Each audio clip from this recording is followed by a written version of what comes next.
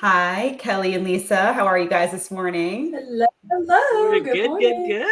Have you good. guys had your coffee yet? Because I think I've had a little too much coffee. I don't know. We'll see. There's We'll see never how too this much, Sarah. conversation. We'll see how this Never. conversation goes. I was just filling in Kelly and Lisa about all of these things that I want to accomplish, yet I'm not doing anything. So I was just talking about different things about creating these different coursework, and just all of the dreams and things that we get lost in our thoughts, and how in order to get there and in order to actually accomplish these dreams we need to take action. And I feel like that has been a constant struggle for me personally. So it's funny because we've been talking about Think and Grow Rich for the last couple of episodes, just because we were diving back in and starting to rediscover the goodness of this book. And I opened up today to the persistence chapter, which is a topic that I feel like we're not persistent in covering. Thank you, Lisa, for That's that little hilarious. tidbit. But we Right? don't always come back to the persistence topic, but it's key in order to get anything done.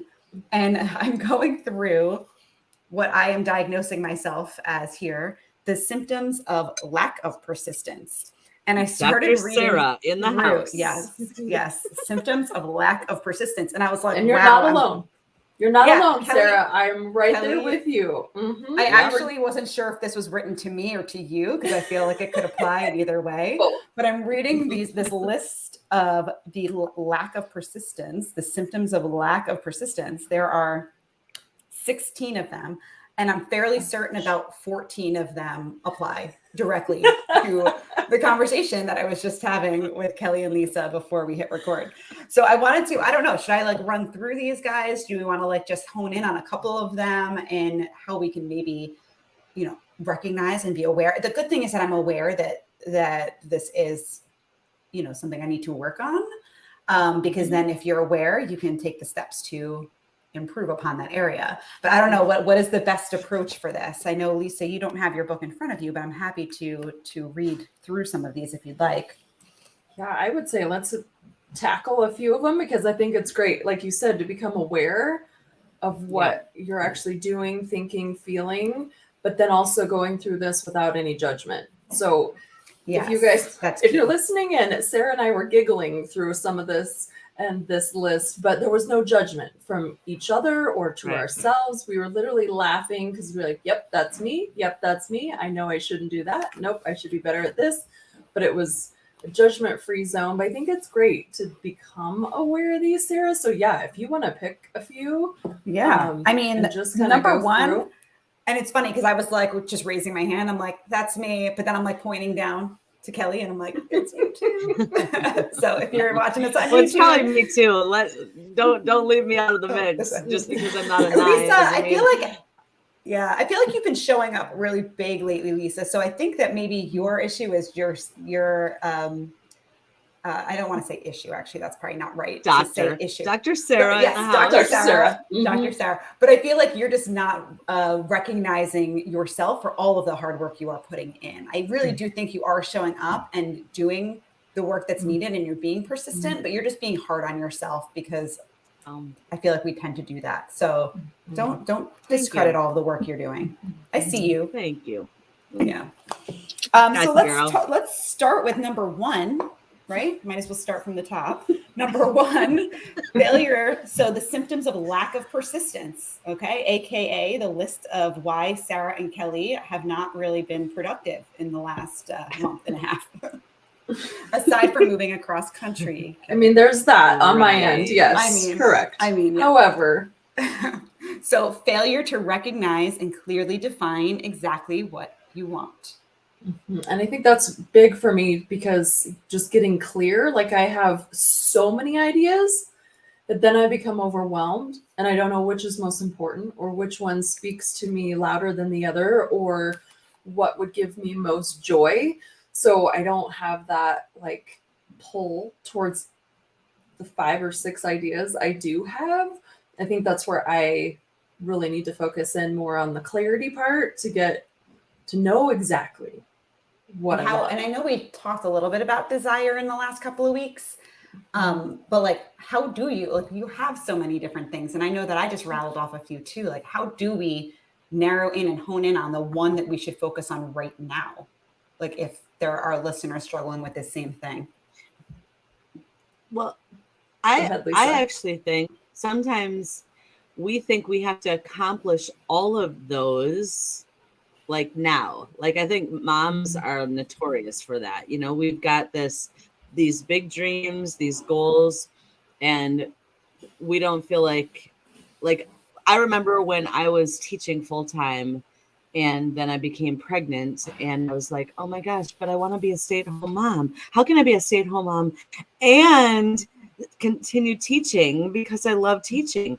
And someone just wisely said, there's different chapters of our life and you don't have to conquer Rome all in one chapter, you know? Like, seriously, give yourself a break. And I think sometimes when we have, you know, those different passions and desires, it is hard to figure out which one should I pick right now in this chapter.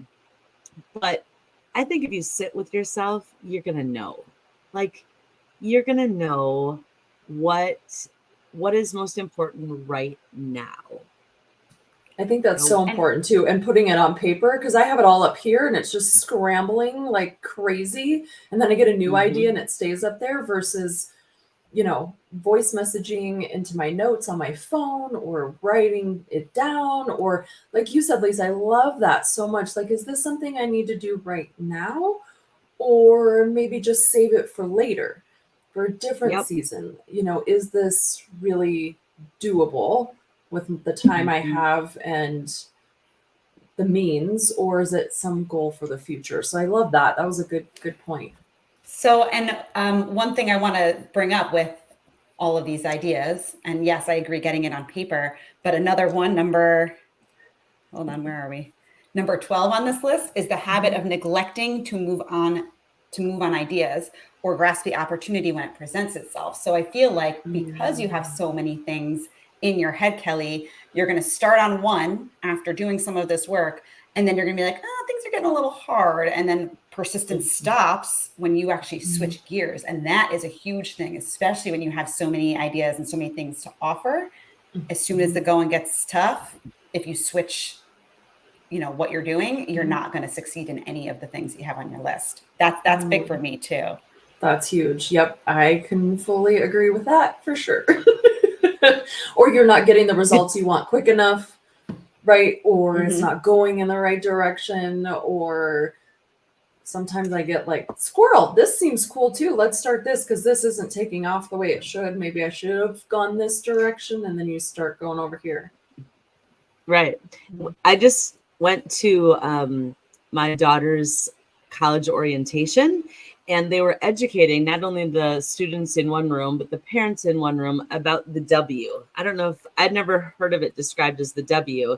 And I think this applies here because I think with anything that's worthy of our attention and our time, that we go through a W. So we have the honeymoon period, right?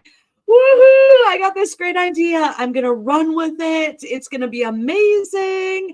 I have passion, like the passion is the charts. Well, in college, you know, the first year, the first weeks, everything's new and exciting. You're meeting new friends. That's the honeymoon period.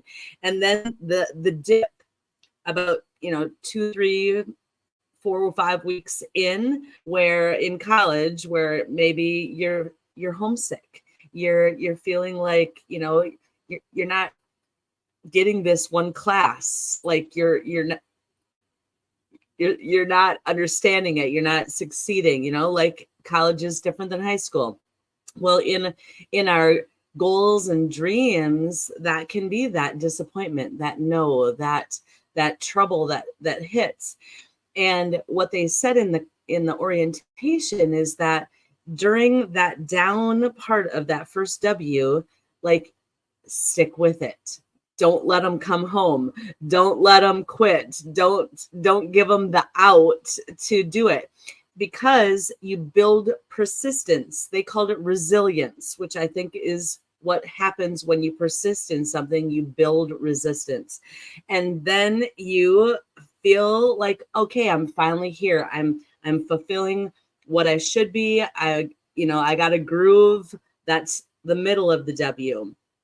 And then it happens again where we have that disappointment.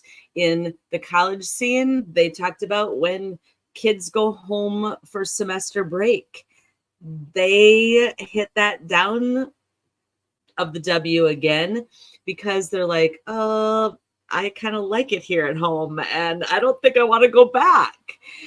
But what they were saying is, go back. Come back second semester. You owe it to yourself, because that upswing of that W won't happen if you aren't persistent and resilient and stick with it. And I thought that was kind of a good model for life.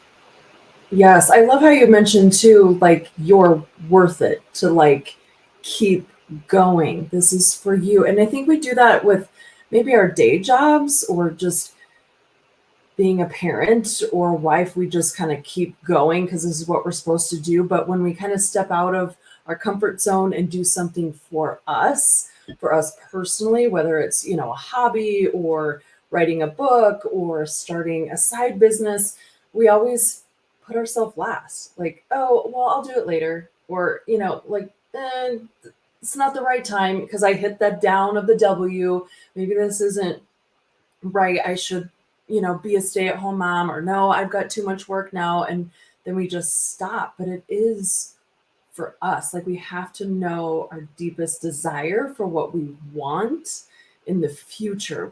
And I think that, I don't know, when you were talking, it was like visualizing who we are with that goal achieved already. Like, what would that Exactly. feel like, Sarah, if you had 2 courses out in the world teaching moms, women, X, Y, and Z, and you see that income flowing in? Like, what would that feel like? And it's tapping into that every single day to keep that persistence and that motivation to keep going with your desires. I don't know, sir, if that hits home a Completely little agree. bit. Like, what would it feel like knowing you've already accomplished it?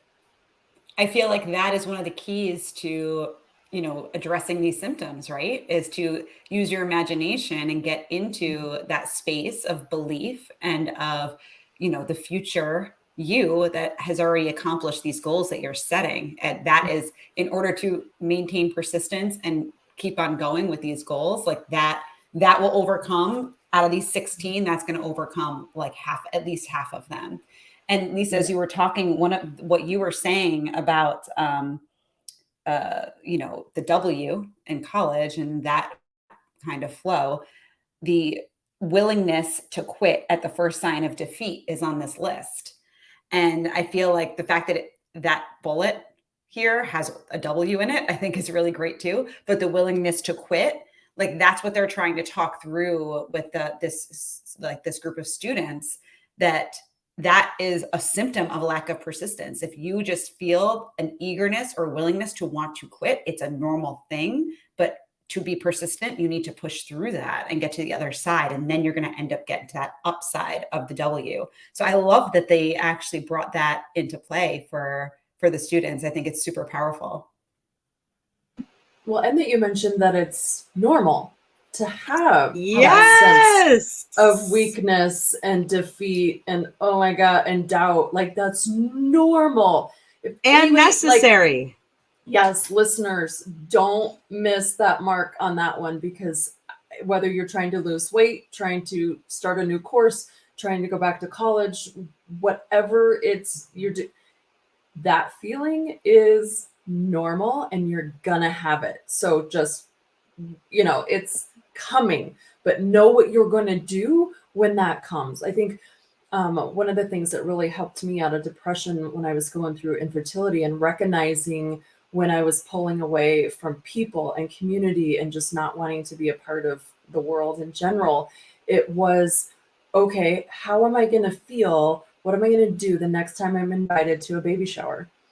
When someone's, frustrated that their baby's not falling asleep. And, I just have this deep pit in my stomach. Like I would give anything right now to hold a baby who's crying and won't fall asleep. Right. So it's like, okay, when those emotions come, how are you going to, take control of who you are and your peace? And, how are you going to get through that? And I think having a plan when that does happen, when you do have the doubt, when you do get scared and all the thing, like that's the other piece of it too. Yep. Sarah's pointing at the book. Yep. Like to recognize when those emotions come. Or, if you're trying to lose weight and you got your birthday party and you had that slice of cake, don't beat yourself up. You knew that was coming. Do something tomorrow to, get yourself back on track. Don't stop. Don't stop. The W keeps coming up. And then you're going to go back to, just keep recognizing those emotions and feelings as you work towards the goal that you're trying to accomplish. Great point, Sarah. I just had to nail it. I just love it. Not skim it. Right. And it's not only expected and normal, but it's necessary. We have to have the downs to know what the ups feel like.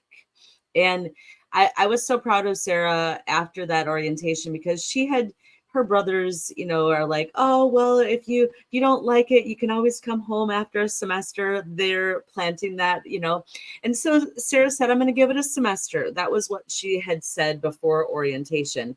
And after she learned about the W, she's like, oh, I definitely need to give it a year.